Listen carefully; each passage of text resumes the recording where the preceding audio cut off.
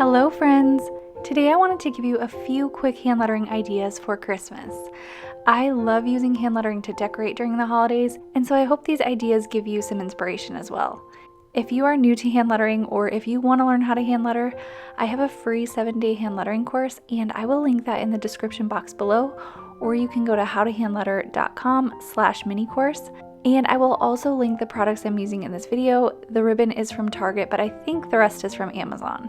Let me know if you have any questions, and again, I hope this video inspires you and gives you some ideas for your own hand lettering. Thanks so much for watching, and I'll see you in my next one.